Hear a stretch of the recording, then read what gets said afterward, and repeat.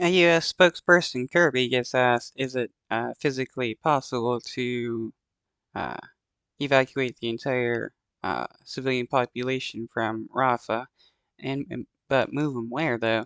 Like, are they moving them out of Gaza? Because that's forced displacement, which is a genocide. That's illegal to do. And the United States shouldn't be supporting that, though it is the Israeli government, and most of our government are Zionists, so they'll pretend to not support it and still support it. But yeah, where are the Palestinians supposed to go if the Israeli government, well, while the Israeli government is bombing Rafah?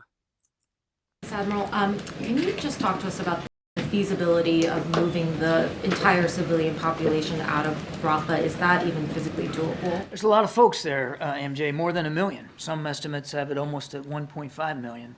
That's a lot of people that moved down to Rafah to get out of the fighting. And so, again, the Yeah, the Israeli government told Palestinians that Rafah was a safe place for them to go to, and look at them now, bombing Rafah, because that's their plan all along. the task of providing for their safety at that number and in such confined spaces is difficult. There's no question about it. That's going to be a heavy lift. For any military, it would be a heavy lift. But that's the conversation that we want to keep having with our Israeli counterparts. I don't know what it's going to look like. We can't tell you what it's going to look like. That's really for the IDF to speak to. But it absolutely has to be accounted for.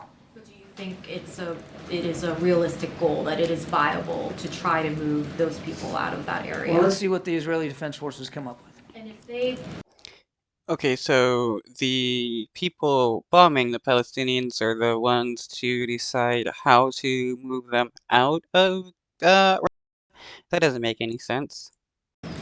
go ahead with the ground incursion anyway, before the civilian population can safely be moved out of that area, would there be any consequences from the U.S.? I know Trevor just asked a question about, potentially stripping, military support or security assistance.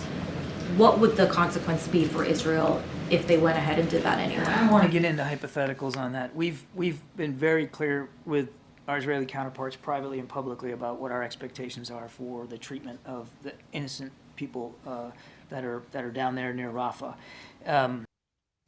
Yeah, you may publicly criticize the Israeli government, but when they continue to kill innocent civilians and you do nothing about it, what does your criticizing mean? It does nothing. Um, if this was any other like group of people, the United States would be either uh, freezing their assets or bombing them to hell. But because it's the Israeli government, nothing happens. And we're going to continue to, as I mentioned to Trevor, we're going to continue to support Israel. They have a right and responsibility to go after Hamas. We're going to make sure that they can continue to do that. But it's obvious that they're not just going after Hamas, they're also killing innocent civilians. And if you continue to fund their genocide, that means you're complicit in the genocide by the Israeli government.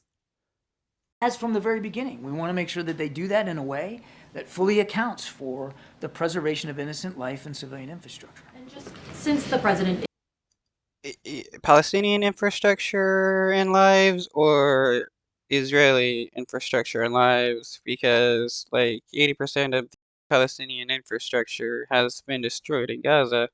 So what are you even talking about? And like the amount of people being killed in Gaza.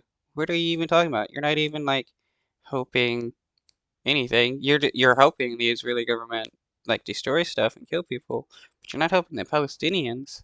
is about to meet with a close ally that publicly supports a ceasefire in Gaza. Can you just talk to us about whether the president's thinking on that has evolved at all? Is he a little bit closer to potentially supporting that publicly than, say, a month ago? Has his thinking on that evolved at all? We haven't changed in terms of our desire to see an extended pause so that we can get all the hostages home with their families where they belong, so we can get additional security assistance in, and we can see a reduction in the violence. Well, sucks for the 3 hostages that were just killed and Rafa by an Israeli bombing, uh, they'll never be able to see their family. I wonder how Biden and this dude feels about that. I mean, what this entire thing was supposed to be about the Israeli government trying to save these hostages, and the Israeli government is killing hostages because they're just bombing any building that they see.